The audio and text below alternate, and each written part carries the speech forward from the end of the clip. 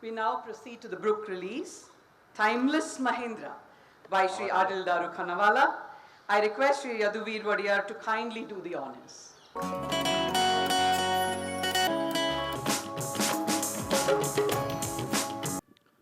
Mr. Adil Jal, Darukhanwala, Shubhars, ladies and gentlemen, a very good evening to all of you, and it's an absolute pleasure to be here this evening amongst all of you to release this book, Timeless Mahindra. And we were just discussing, I don't think there is a more appropriate place given that, and many of the old ladies here and gentlemen here will attest to the fact that this used to be once all of the palace garage, where of course in the days of the old Mysore state, all of the Mysore cars used to be housed here. So there is a rich heritage on the ground within which this event is happening, as well as of course the city of Mysore, which is associated with motoring in very many ways. Of course, the company and the car we're talking about today is very different from those cars that made Mysore famous, in that those cars were obviously more associated with the regal side of things, whereas the Mahindra, as we all know, is a workhorse, a day-to-day car, and truly a common man's car in that sense. I had the joy of very recently, when I visited my sister in Madhya Pradesh, driving not this edition of the Thar, but the previous edition of the Thar through, she lives very close to the Aravali range, so right through all over there, and a little bit of off-roading as well. And I don't think there is a more enjoyable vehicle than the Mahindra Thar to do so. So I'm sure the Thar and many other Mahindras have a cult following all over India. And it is, I think, great that the history of the company and the cars are brought to all of us, though, of who have such an interest in motoring, as well as the car itself, which has such a cult following.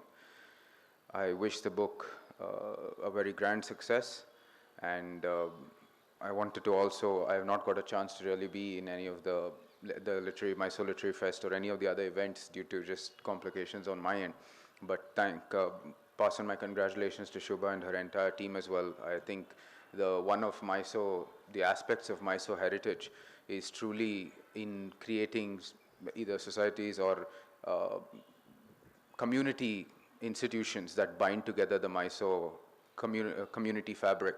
And I think she has continued that tradition, and I really wanted to congratulate all of you at the Mysore Literary Forum Charitable Trust for doing such good work and continuing that Mysore tradition on behalf of the palace. Again, many congratulations to Adil on the launch of the book on behalf of the palace. A very good evening to all of you. Thank you very much. Good evening, everyone.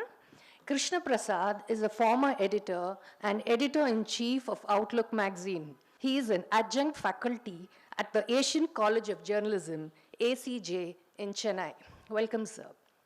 Before Krishna Prasad grills me, I'd like to formally say I'm very, very happy and honored that I'm in the city of Mysuru.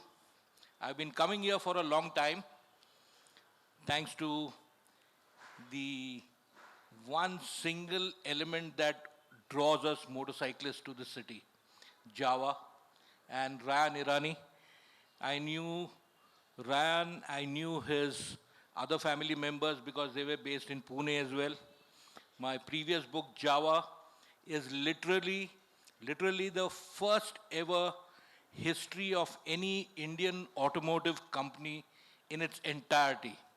So, unfortunately, we could not find time to come to Mysore and have that book launch for Java. But with Java now being in the Mahindra Investment Group portfolio via Classic Legends, and we have just had Timeless Mahindra on, I think it has dovetailed well.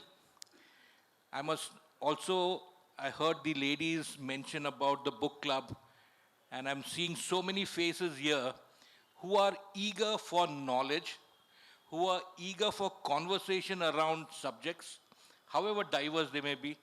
I'm sorry that you will have to put up with a idiotic engineer sort of type author today, but I promise you that there is a lot of Indian history amongst our own people in this very field. And like the 20 odd ladies who started this book club here, I must also mention that it was a lady driver who put the world on wheels, having the first journey done. It was Carl Benz's wife who took her husband's car and drove the first motorcar journey ever in the world to visit her mother. Carl Benz didn't know about it, so the woman, his wife, really showed him the way and the rest of the world that the motor car could be reliable. So there we have it. So now I'm all open to Krishna Prasad ji.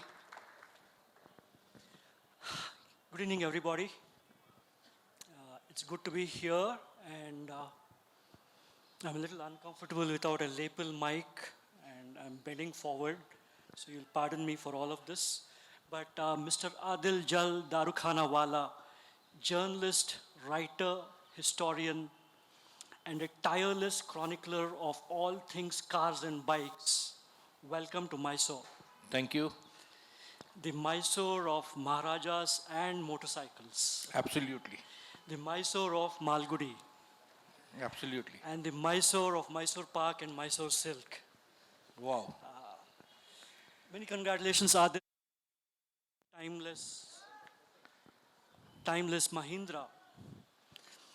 I was looking kind of voyeuristically at the cover price of your books on Amazon. Start all over again by welcoming Adil Jal, Darukhanawala, journalist, writer, and historian, and a tireless chronicler of cars and bikes. Welcome to Mysore, Adil. Thank you. The Mysore of Maharajas and motorcycles, as I mentioned earlier. The Mysore of Malgudi and Mysore Park and Mysore Silk. So welcome once again to Mysore. And many congratulations on your new book, Timeless Mahindra. Adil, I was looking kind of voyeuristically at the cover price of your books on Amazon. Your latest book on Mahindra costs 5,400 rupees. An earlier book on Mercedes-Benz costs 4,500 rupees. The book on Java costs rupees 4,500. Obviously, all these books are meant to adorn the coffee tables of people who have a spare BMW in their garage. No. No. I'll draw your attention to the fact the price is only incidental. Actually speaking, you lose much more if you don't buy the book, because the knowledge repository within the pages of the book is something like, I must draw your attention to the Mercedes-Benz book. It was 2014 and Mercedes-Benz was just poised to win its first Formula One World Championship title after 1955. So I took the opportunity to tell Mercedes-Benz India that can you please bankroll the physical cost of printing the book to a certain extent, because it will be the first time since 55 and that you'll be winning a world championship title. And then they said, how old is Mercedes-Benz in racing? So I said, it's almost 120 years old in racing. The very first motor race in the world in 1894, the Paris-Rouen, had there were 20 starters, 14 finishers, and out of the 14, 11 were powered by Daimler or Benz engines. At that time, Daimler and Benz were separate. So Mercedes said, okay, we'll do that, we'll help you, but provided you put a chapter on 20 years of Mercedes in India. In 1994, they had come back to India to make cars. So I said, no, I will not do that. So they were aghast. They said, give me your reasons. I said, why are you lopping off 100 years of your history in India prior to 1994? So they were aghast. They said, we don't think we have an history. I said, no, you have an history. And so that Mercedes-Benz book went beyond mere 4,500 rupees. It was the first chronicling of a brand and a marquee automotive manufacturer in the country who we could draw a reference to the very first car which was sold in India in 1897. So I think price is a very small part of the entire thing, and I don't think that I play a role in that. The printers definitely do drive me to that edge, and I'm sure many authors would have told you the same thing here in the book club. So, Well, not to worry at all. I've been trying desperately not to bring up the issue of Parsis. But Adil has, with his first answer, met all the expectations of Parsis in my mind, a community I love so much. He just jumped into the question even before I completed the question. I just love that. So anyway, the short point of my question was, can you please tell us, those of us who just own a moped or a Maruti car, just what is it about the Mahindra story that deserves a full book? What is it about the Mahindras that is so significant that you had to do a full book on this and call it Timeless Mahindra? okay, calling it is a different aspect. My first mood point in life, having done so many magazines from 77, writing since that time, we in India are very poor chroniclers of our rich history in any stream, medicine, arts, etc. What I'm saying is, there's no point in me doing a book and only having a handful of automotive enthusiasts look at it. The engineering, etc., is not that focused in the book. Rather, it's the stories behind the effort that these brands encapsulate. Understand one thing, the brand was launched in 1945, 2 years before independence. And virtually is the nation's automotive history also being chronicled simultaneously with it. So I have not skimped at all on that aspect. From a land which was under decades of rule under foreign rulers, from there we moved on to being in charge of our own destiny, so to speak. Then our leaders tried to impose on us a socialist way of behavior, of living, etc. It was needed at that point in time because the world history, after World War II, every sort of country, however rich it would have been, was also facing shortages, etc. The history of those 4-5 car makers who were allowed to make cars, and those 3-4 two-wheeler makers who were allowed to make two-wheelers, is a very significant part of India's journey to progress.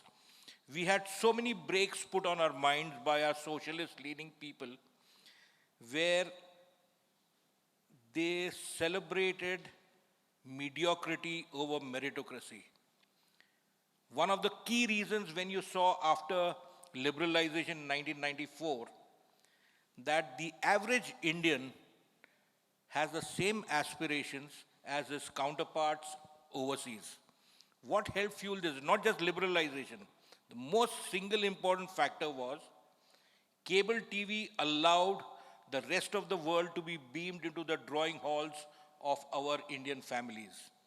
That's what opened the eyes of so many of our countrymen. Also, we came to realize that making money the right way is not a sin, because every time we used to think about it that way.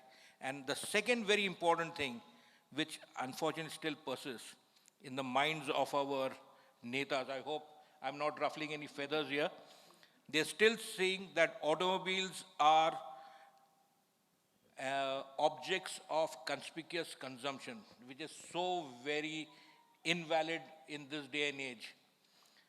They are tools for commuting, they are tools for convenience, and with pathetic mass rapid transit systems in our cities, we have got no alternative but to go in for a car or a two-wheeler. So in this sort of sense, when you look at it, Timeless Mahindra draws a parallel for the motoring world from independence to right now. And Mahindra was fortunate to have a car which was brought on by the demands of war. the Second World War. The American army needed a small one-ton truck, and this car was so versatile.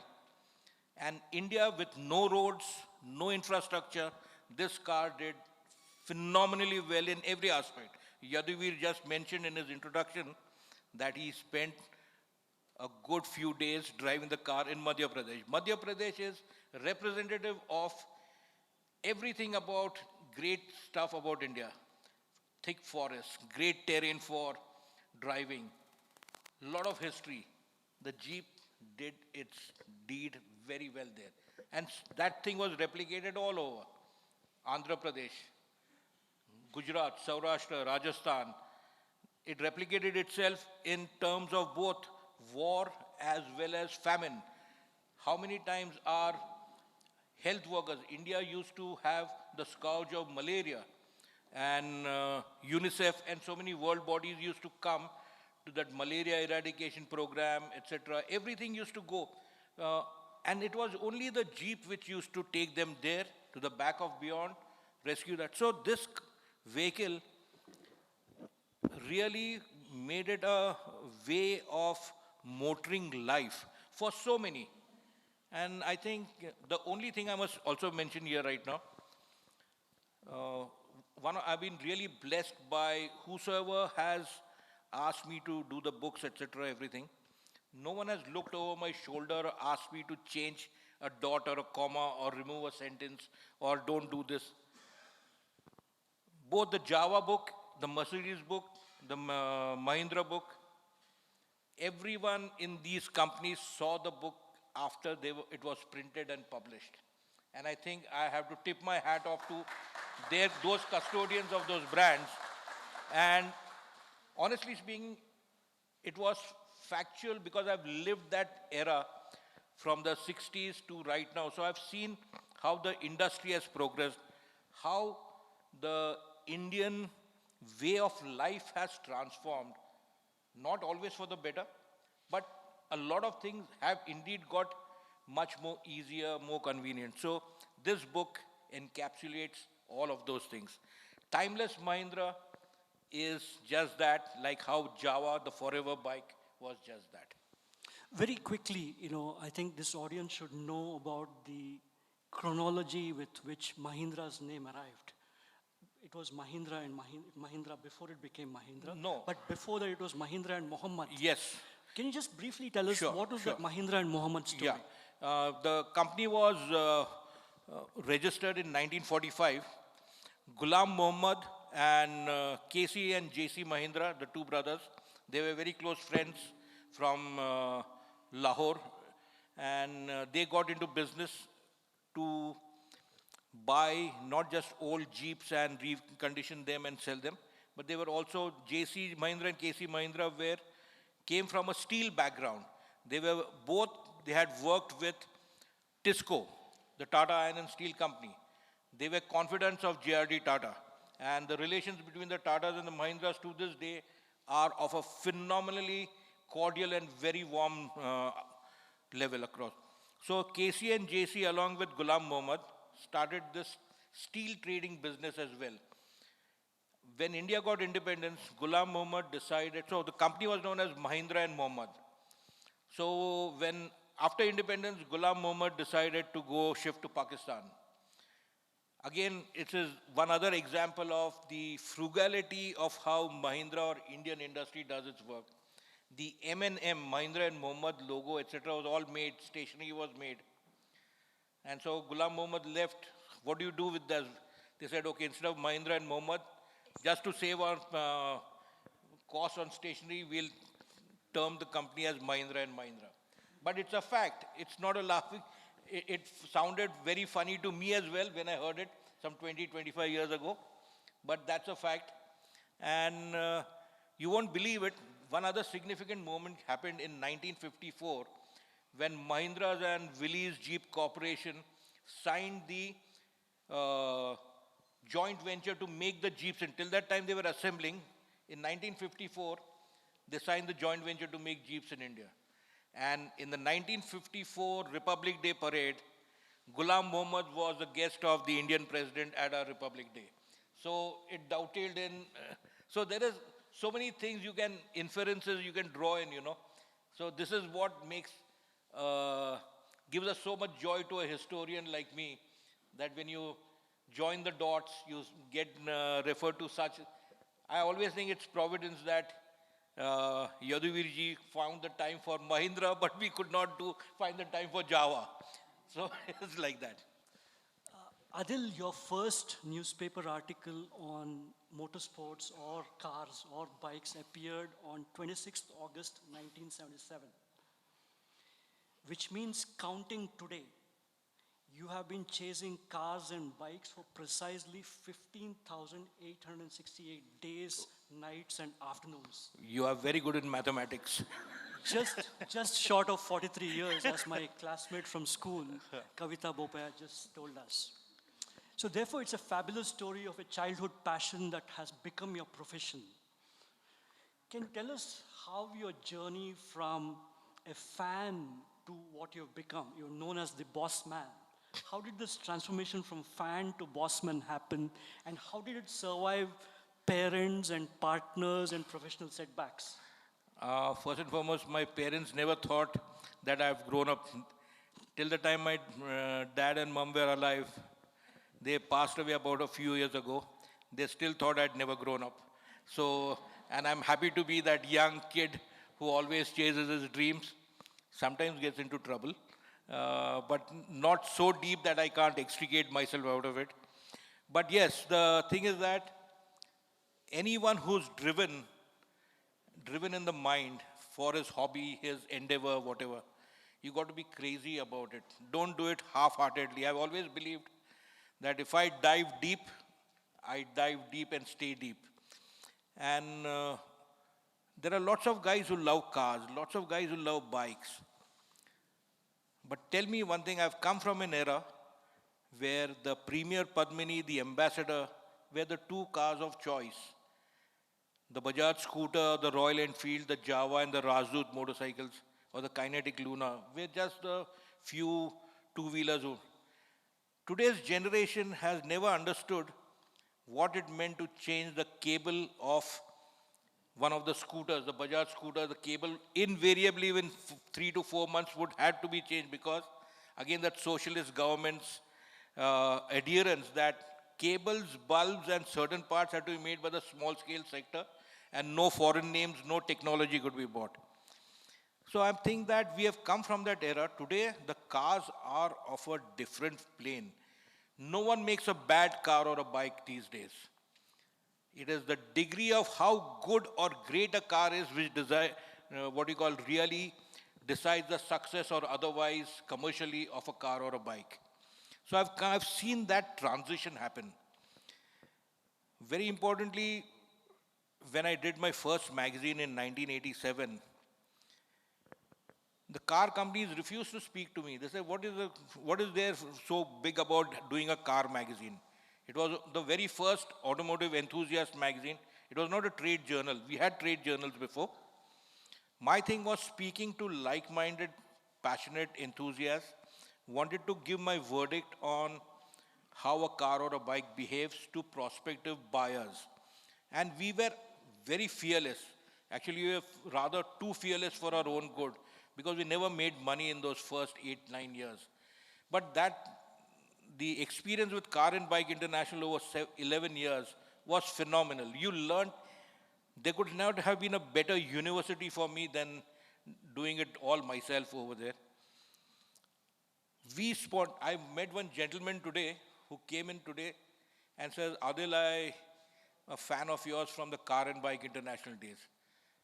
I'm telling you, this is what we live for, not for recognition, but to understand we created a brand, Car and Bike International, which still resides in a small recess in so many enthusiast minds. So the car companies never wanted to do anything with us because we called a spade a shovel. Logos, the names, the trademarks, the designs, everything around it. They design and develop and engineer the bikes, and then they give the entire thing to Mahindra two-wheelers in Pithampur to manufacture for them. Mahindra two-wheelers had a disastrous history. and they stumbled from one disaster to another. These new age bikes were being made by a demoralized workforce. So suddenly too, from absolutely downbeat products to a very contemporary product took some doing. Nevertheless, they had trouble because when you go to a supplier like Bosch and say we want 5,000 units per month, Bosch says stand in line because I've got Hero Motocorp with 5.5 lakh orders per month. Honda motorcycle, I've got 4 lakh orders a month. Bajaj, I've got 3 lakhs. TVS, I've got 1.5 lakhs. You're only 5,000. So that thing in the supply chain really hampered Classic Legends. But they have done very well. They've struck a chord in the minds of a lot of the born-again bikers who are passionate about the Java. And let's face one thing, Java was absent on our roadscape for 20 years, but it seemed as if it had never gone away. That is the strength of the brand. Super. Let's return to the books for a minute. Because we are in a book club. You've done 15 books. Why and how do you do these books? How do you set out to do these books? How long does it take?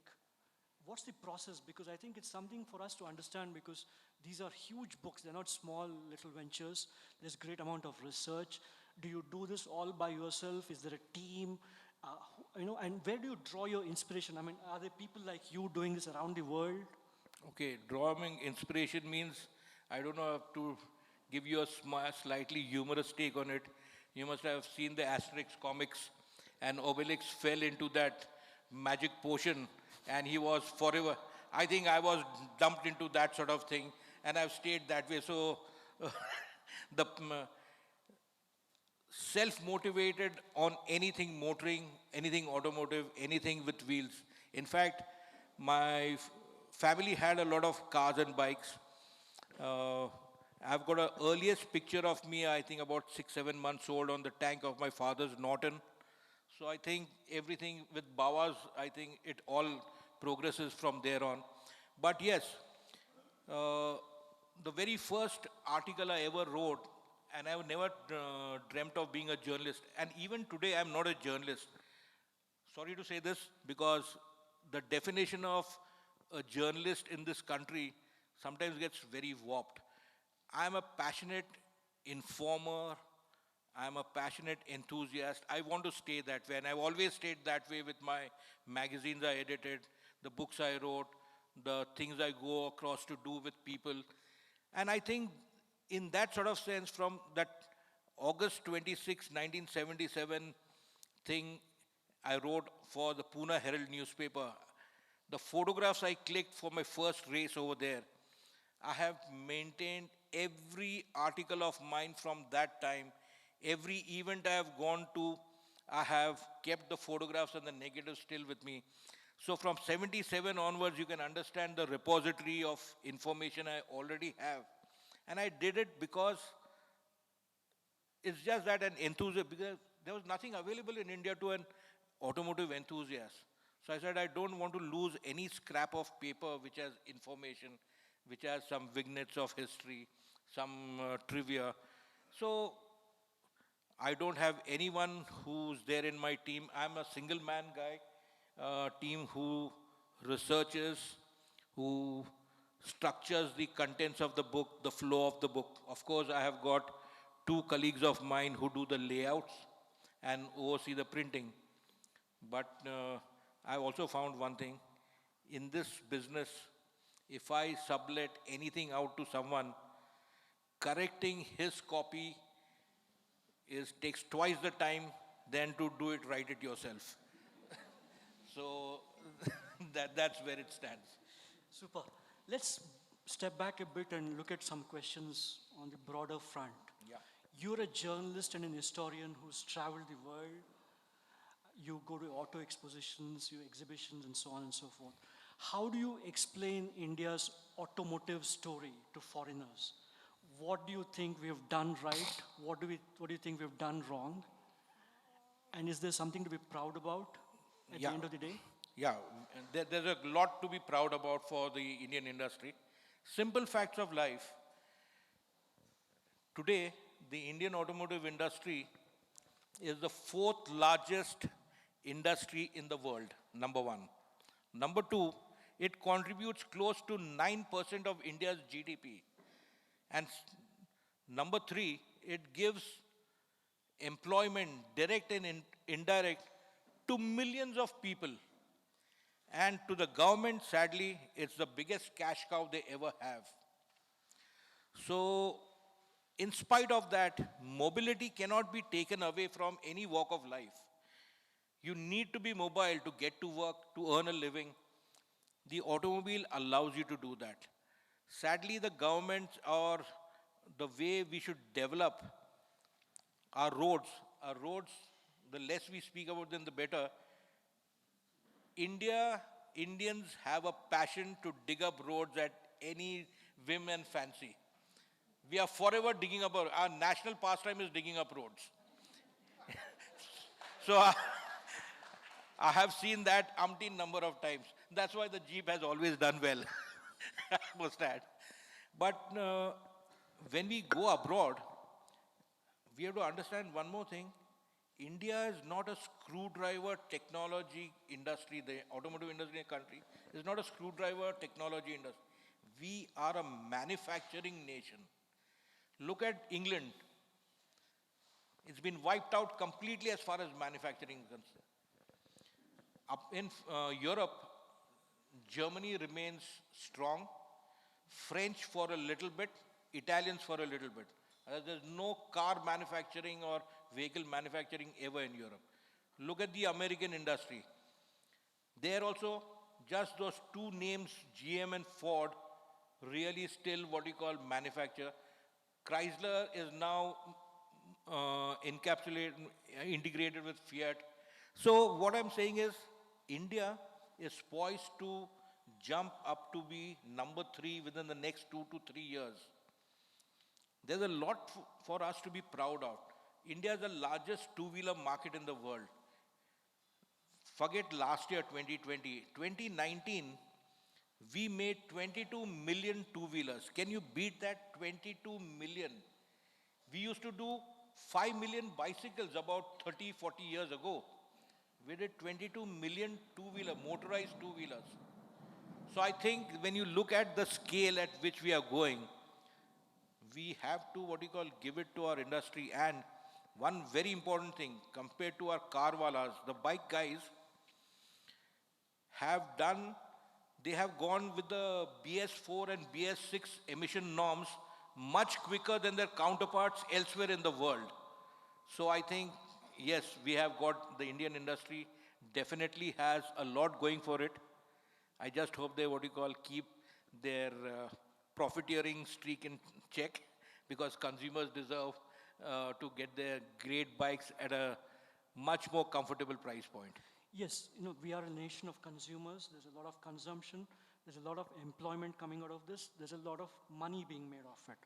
My next question is, will we ever do a breathtaking invention? Will we ever do something which we have not done before, which the world has not done before? Or will we just end up becoming the factory of the world, servicing South America and Africa with low-priced cars and auto rickshaws? Or will we ever do anything cutting edge? Yeah, we can. We can, but will we? Yeah, that is a question which I've often asked industry leaders, captains, but they are so busy making money, they have no time for such a question. So the key thing is, if you challenge them, and the challenge has to come via legislation or something, then I'm sure Indian industry will definitely rise. I think we need that. We are on a, chalta hai, let us do it, let's make the money. Let's just give it incremental extras year on year that way. Fundamental research is still not done in the Indian automotive industry. Why have American car manufacturers, a country which basically invented the car, more or less the personal mobility car, why have American companies had such trouble in India, Ford and GM, as opposed to Asian and East Asian manufacturers like Honda and Hyundai? Very good question. The Americans were very arrogant. They thought they'd teach Indians what they never had and give them substandard stuff and say, this is the best for you. The Japanese never preached or spoke down to Indian car consumers. General Motors and Ford spoke down to us and say, hey, you guys, when Ford came to India, I was there at the launch of the Escort at the Nasik plant of Mahindra and Mahindra. And I asked the managing director then, why are you bringing the Escort with a push-rod engine which has its antecedents as far back as 1958? And this was in 1994. So he said, I think that's the best technology for you Indians. Look at the Royal Enfield Bullet. I said, that's pretty harsh on your point. Is that the point of reference? He says, yes. I said, then you have been very blind to what Indians, the Maruti from day one was an overhead camshaft engined car. He just turned, walked away and went. He was not, I think many of us don't question these people. And the inevitable happened. General Motors did very well for a year and a half with the Astra, and then the Mitsubishi Lancer and the Honda City came in, and the Astra became history. The Ford Escort never did anything good at all. They kept on patting themselves on their own backs and saying that they were great. They fell miserably. So I'm saying it is very important to also be humble and do your homework very well, because the Indian market is one where value is paramount. It's not price, it's value. These guys were always putting us down by saying whatever their handouts were, they thought they'd just get those out and give it to the Indians. It didn't work. It would never work. We'd see through it, and that's what has happened. You know, Adil, you have worn many hats. You've been a journalist, a historian, all of that. You've also done motorsport racing competitions and Massive. rallies and championships and so on.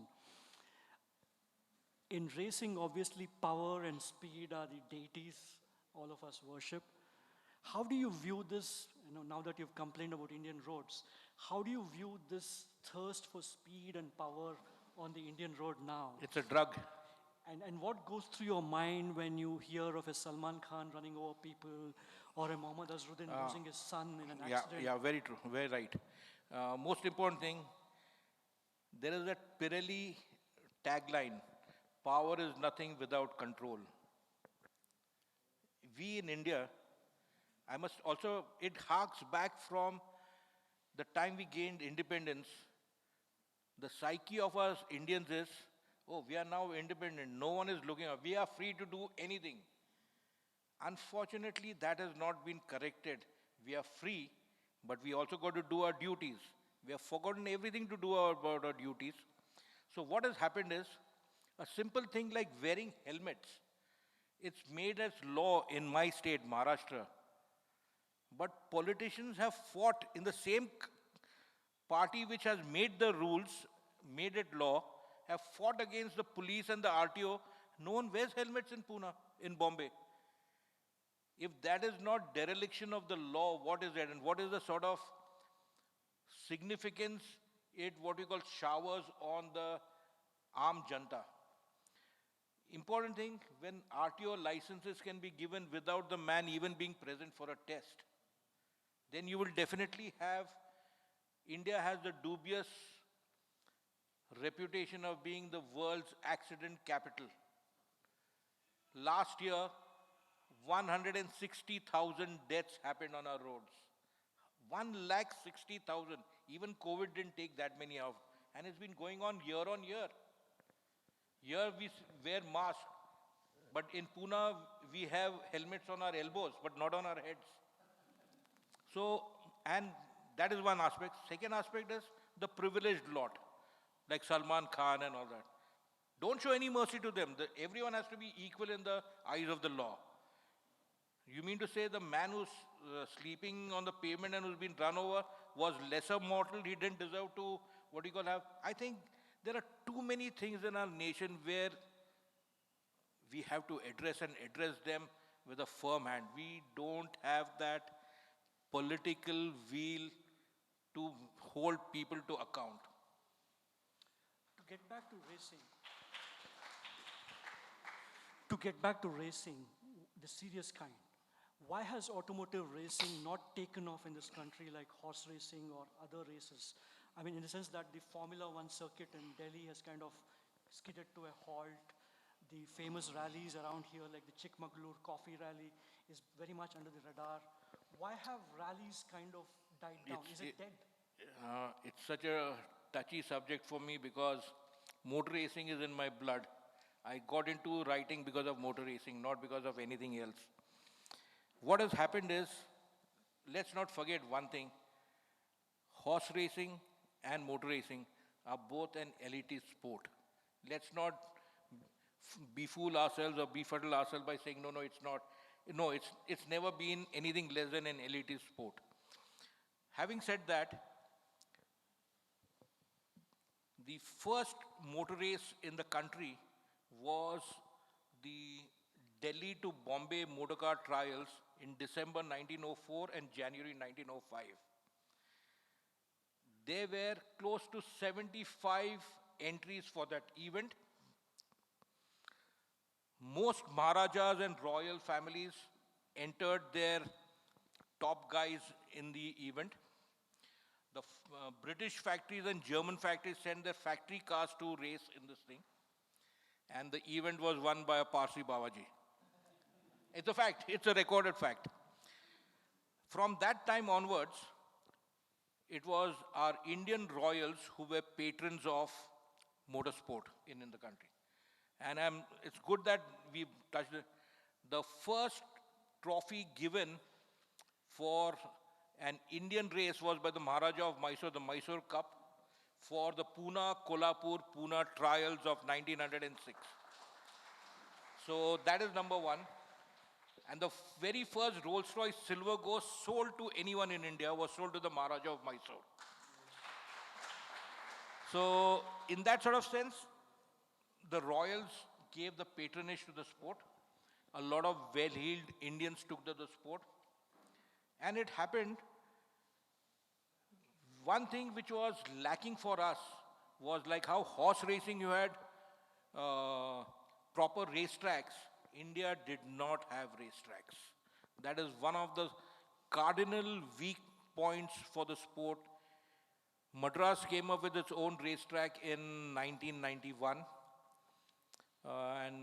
The BIC came up in 2010, 2011 and held 3 Formula One Grand Prix. My bigger worry is not about doing Formula One. India can't afford Formula One because it's too mighty expensive. My important thing is at the grassroots level what we need to do to nurture sport. And I've seen all the great Indian drivers and riders, they are phenomenal given what machinery they have got, what infrastructure they have, their skill sets, phenomenal. And their discipline in regular traffic. Motorsport breeds a lot of discipline. Unfortunately, not everyone can do motor racing. And given the fact that our federation, which should naturally uplift the sport, has done zilch on this front. So let me not get started because I feel very bitter to speak about my own sport in this sort of a manner, But that's actual fact. It pains me actually speaking. There are lots of women in this audience. Do you ever foresee a day where India will have a champion women's racer? You know what? Wonderful thing. Last year, the first ever World Cup, FIM World Champion for any Indian was a woman, Miss Pisse from Bangalore. So I think that you just cannot. Sometimes Providence does shine bright on you. And it did for that young lady in the FIM World Rally Raid Championship. And she was the first winner of that. Super. Let's quickly run to the last couple of questions. You edited a number of magazines in print, Overdrive, Car and Bike, Zig Wheels, etc. What kind of future do you see for automotive journalism going forward? Unfortunately, we are on the last legs as far as the internal combustion engine is there. Everyone is now, it's like this, you know, amongst all contraptions in the world, cars and bikes come closest to an inanimate object being an object of desire. Refrigerators have got a great finish, but you don't make love to a refrigerator. But you're in love with cars and bikes. So in that sort of sense, the internal combustion engine has done so much for so many. Sadly, it's now come down to electronics. And I can't get myself short-circuited in that sphere of life. So I'm happy that I'll see off my innings with internal combustion stuff. And well, there will be geeks who will now, the guys who do Apple and Google and whatnot, they will be driving your motoring destiny. I hope not very quickly, but I think that is the thing. So it will be programmers and whatnot who will be the next journalists of choice in this field. Sadly, I don't want to play any role in that. Let me ask you a contrarian question. You are an avid fan of cars and bikes, but Mark Tully, the former BBC man in India, famously warned Indians against embracing the automobile as the West has done. And he was pointing to the congestion, the environmental damage, and worse. Where do you, as an evangelist of automobiles, stand on something like that? Is India digging a deep grave by its mindless consumption, or is it just a Western point of view not applicable here? No, it's a Western point of view partly, or majorly, not partly, majorly. I think what has happened, look at this, it's a catch-22 situation. India needed industry to prop up its economy. The automotive industry, I've just reeled off those figures, contributes a massive chunk to the GDP of the land. What the government, unfortunately, all governments across parties, they always want someone else to pick up the tab. Petroleum is a government subject, and the adulteration which happens, which causes pollution, the government doesn't want to hear about it. The car companies cannot address pollution with adulterated fuel. The thing is that you need good fuel to run your BS4 or your BS6 vehicle. One tankful of lousy fuel, the entire emission suppression technology within the car or the bike is ruined. So I think that the government is majorly to blame for this. Secondly, town planning. It's another what you call touchy subject, because what happens in town planning is the corporators at the corporation level, there's a hotbed of corruption there. They only plan for 5 years. Rest of the world plans for 25, 30, 40 years. That's the reason then rampant illegal permissions to make high rises in areas are given, which cannot sustain parking and drainage and electricity, etc. So there are so many different myriad problems which crop in. So cars definitely are something which every average, it's been there. It's been there in the Hindi movies and songs and so many other movies. Everyone aspires to a certain stature. He will buy one car in his life. He may only drive it once a month, but he wants it. So that is my next question, which is finally the ultimate question. Because the car is seen as the second most important investment decision any person makes after a home. But in the age of Uber and Ola, with congestion and parking problems, do you think more and more young Indians will think of a car as a dead investment? They're already thinking. And abandon ownership in favor of sharing it? There's already a change happening in that vein. So here is an opportunity as well for car makers.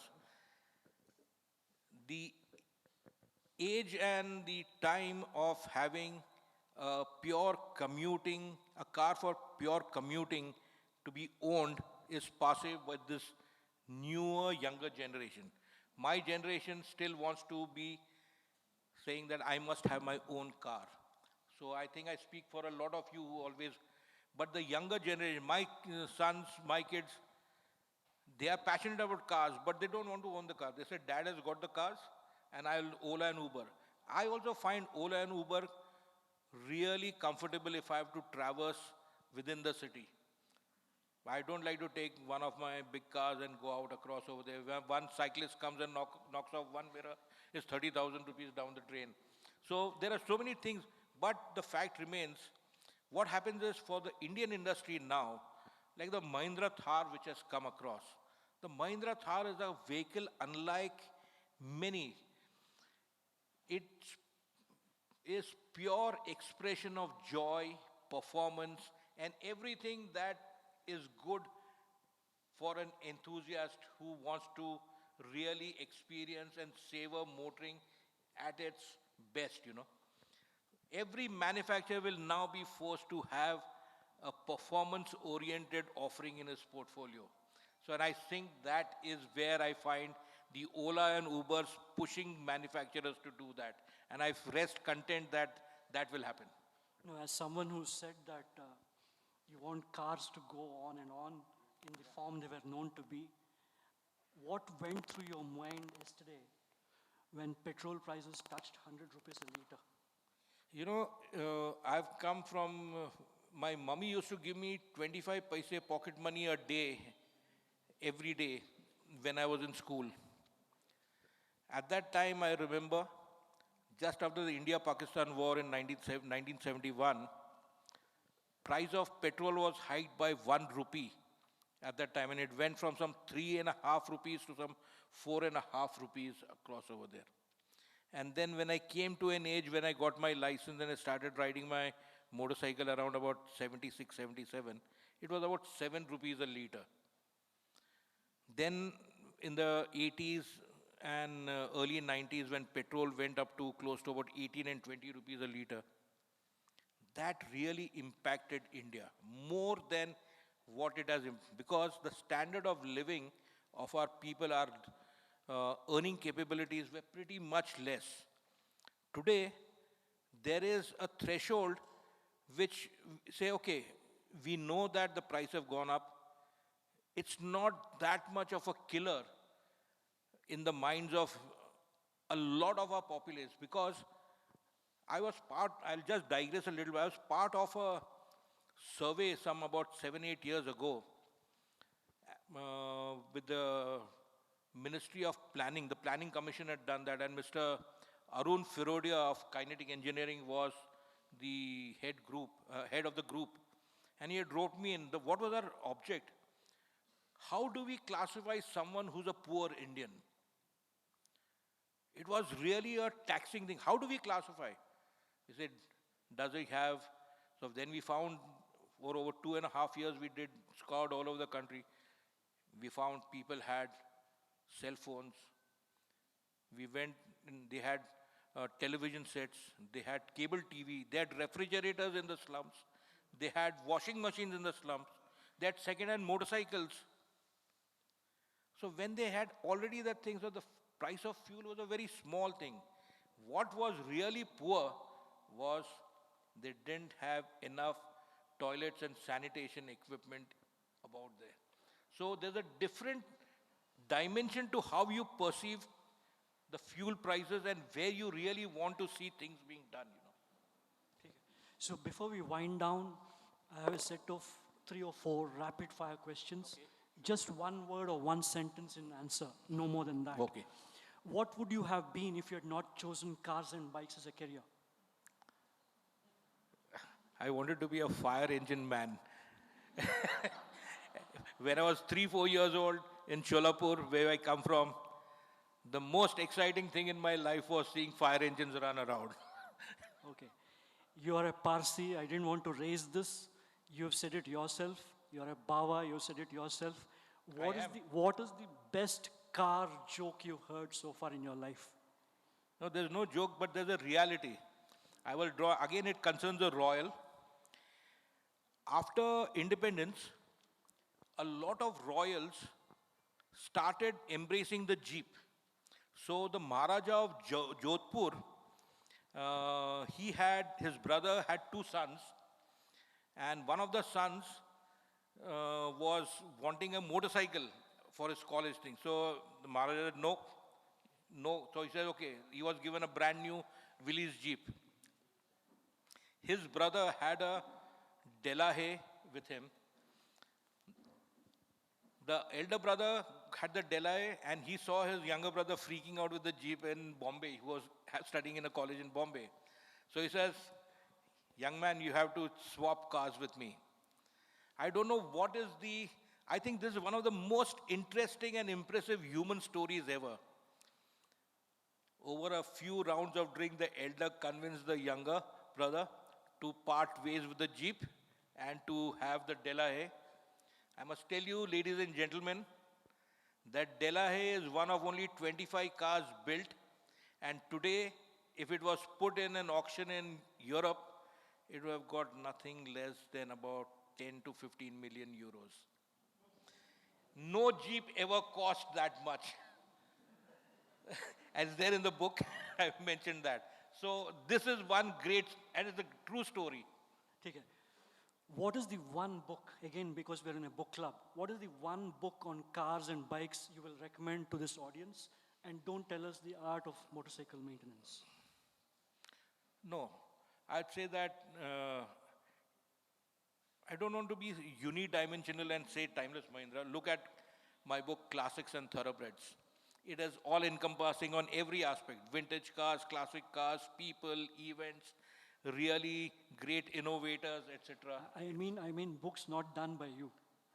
There are lots of books. I would love to. My personal library has got over 1,500 books myself. And so for me to pick out, it's like you cannot say which is your favorite child.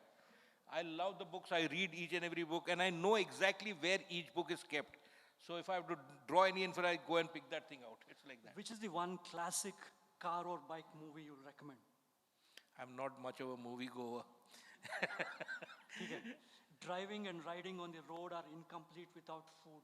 Oh yes, you said it. And music. Where and do you music. find the best pit stop for food in India on the highways? The Grand Trunk Road in Punjab. Superb. The dhabas over there are awesome. Super. And yesterday I drove to Kurg. So I must say that fish curry and rice at Kushal Nagar is a good one. And finally, Adil, Farooq Irani was at the helm of motorcycle growth. Ratan Tata flagged off the car scene in a big way. Our friend Hormuz Kama is a top vintage car collector. Boman Irani has given birth to the new Java. Hormuz Sorabji and you are the country's top auto experts. In fact, you, Adil Jal, Darukhanwala, has 6,000 model cars. 7,000. 6,000, now corrected, 7,000 model cars. Without getting too emotional about it, please explain this extraordinary Parsi passion for cars and bikes, so much so that in Bombay, the word Parsi owned fetches more in the classified advertisement. We are a law unto ourselves, you know. I don't know anything. We can't put a finger on it. Yes, we are crazy about the things we do. We do it in a crazy way, but a lovably crazy way. And I think it's got down to whether something in the genes or in the DNA that you want to tinker with things mechanical. First, if it ain't broken, you fix it by undoing everything. Then it doesn't get fixed. Then you learn again. So it's all part and it's intrinsic. It's such an intrinsic way of life. We keep ourselves busy. So in that sort of sense, and if we can radiate some of our own craziness onto people who come in our vicinity and our orbit, we'll never let anyone, get stuffy under the collar or really put them down. But we'll, try and mold them or make them see things in our way. And genuinely speaking, I was saying something about with one other gentleman who had met me. I think India, Parsis came here almost about 800-900 years ago. India has been tolerant of us for a long time, and we have been tolerated by India like no one else has. So I'm so proud to be an Indian number one and a Parsi next.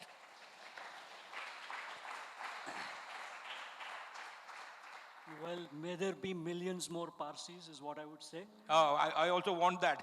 We guys are not making enough babies, contrary to everyone in this country, you know. Well, ladies and gentlemen, that's Adil Jal Darukhanwala. And I hope many of you have wondered about his name. This is the most oxymoronic name you can think of because it suggests for a motor enthusiast that do not drink and drive. Adil Darukhanawala. Yeah, hold on. This is very touchy. I must say, I'm one of those few Bawajis, very rare Bawajis who doesn't drink, number one. My parents do, my wife Jayu is here, my kids, they have an occasion drink.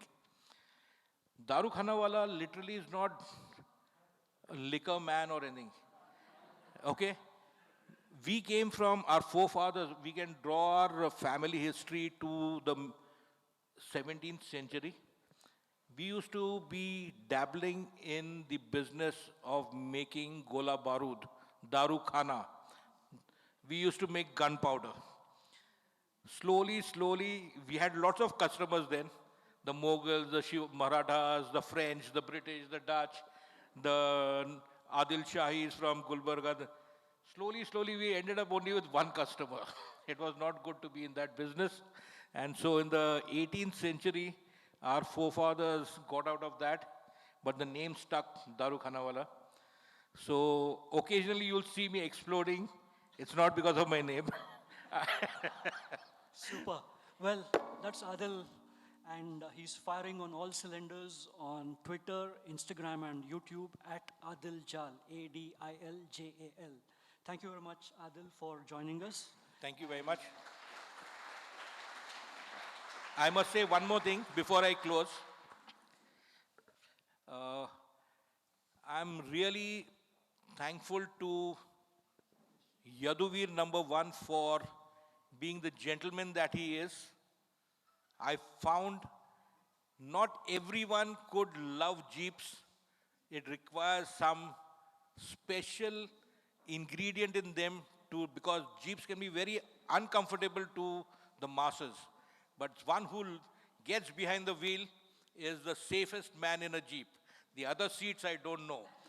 So that is number one. Number two, Yaduveer's father-in-law Harshvardhan. Harsh and me are very close friends, going back almost about 3 decades. And in my Mercedes-Benz book, there are 2 photographs of a family in Harshvardhan's family which have been with his Mercedes-Benz Nürburgring. So that's a nice inference to draw. I would also like to thank Ryan Irani. Ryan has been the silent, solid type who was after me for coming to Mysuru. I'm sorry I could not come in where it really mattered with the Java book. But like they say, better late than never. So I owe a big debt of gratitude to Ryan for putting me in touch with such lovely people here who thrive on reading, thrive on knowledge. I always say there's nothing like a book or a magazine. The iPad and whatnot, I have that because it's a tool, but that's something I use to work, not to enjoy. Thank you very much, ladies and gentlemen. Mysore has been wonderful. We could take a few questions. Sir, I am Dr. B. Gopal Singh, Yeah. an economist. My question to you is that we are at the Industry 4. Yeah. Industry 4, and it is possible that we will be able to excel in the manufacturing of new type of two-wheelers with all this Wi-Fi and all these things. That's Industry 4. Very right. That's Very what I right. wanted to say. Yeah, very right. Ideal Java was done in the old style Indian way of family proprietors putting in all their profits back into that thing. They never thought of market capitalization unlike the others. These guys were very honest, simple, down-to-earth people. unfortunately, the inexorable rise of progress with some other brands and the inability of some of the partners to keep pace with what the rest of the world was doing, I think that scuppered Ideal Java's chances. And secondly, you made a very pertinent point about there not being a collaborator. Java in the Czech Republic itself, the Iron Curtain had just been what you call trying to get fragmented. Glasnost was the new buzzword in Europe. So these guys there were caught in a state of flux. They didn't have anything worthwhile for themselves. They could not give anything for India. And I must say one more thing, one cardinal flaw, if I may call it there. I'm no one to judge the founders of Ideal Java. Honda came calling to Ideal Java to partner it here in India before anyone else.